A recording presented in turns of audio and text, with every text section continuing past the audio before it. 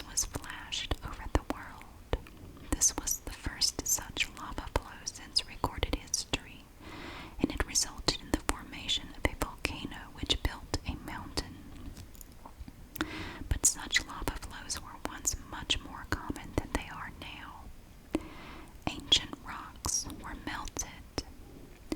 Regardless of how the earth was originally formed, there is considerable evidence that it is cooled from a melted state.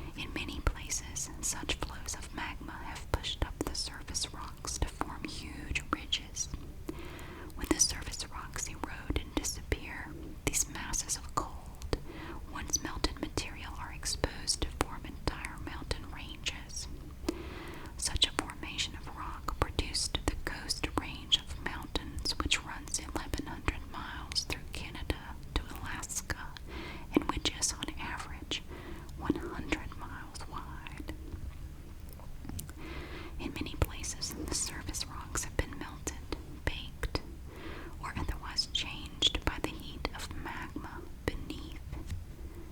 Let's take a look at these pictures right here.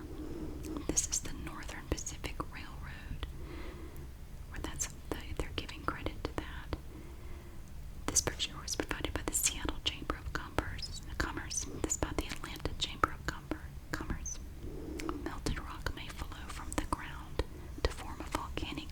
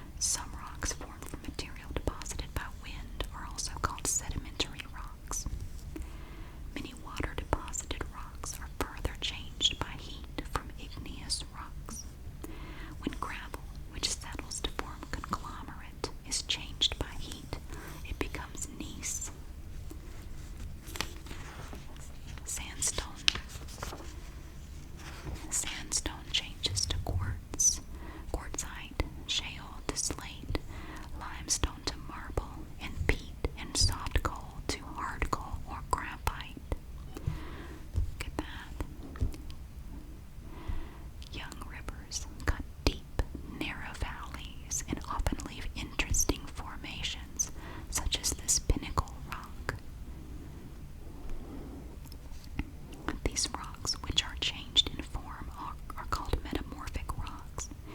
Igneous rocks may also be caused to change by further heating after they have once cooled. Water is the chief erosive agent. Erosion is the wearing away and carrying away of the land. Running water is the greatest single agent causing erosion.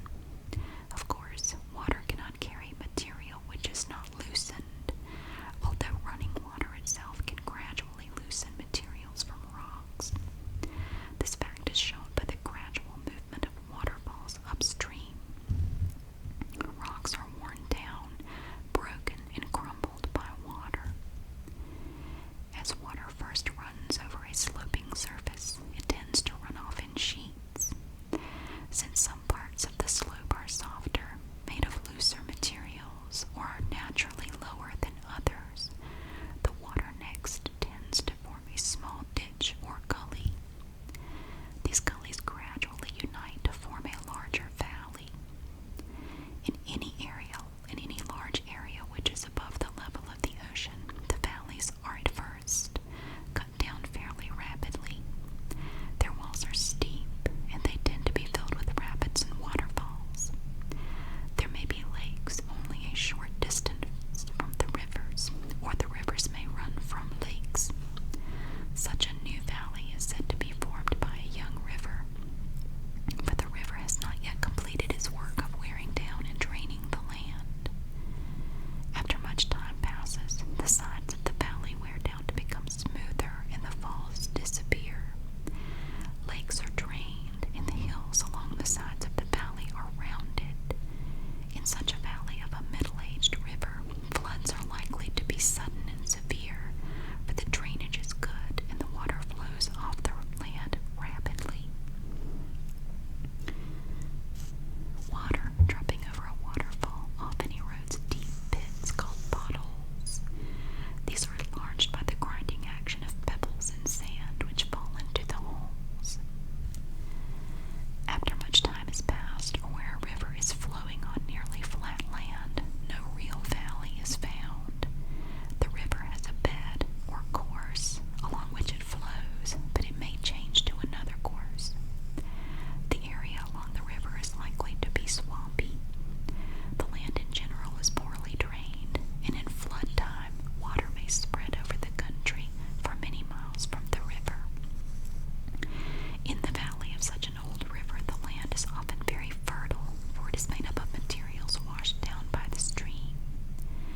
Rivers tend to be young near their sources, middle-aged along the middle stretches, and old toward their mouths. Examples of young rivers are the Colorado and Yellowstone, which people visit because of their spectacular valleys. The Ohio is a middle-aged river along much of its course. The largest old river in the United States is the lower Mississippi. Water deposits, materials eroded. Whenever running water is slowed down, it deposits some of the material it carries. The ability of a stream to carry materials is increased 64 times each time its speed is doubled, and it decreases at a similar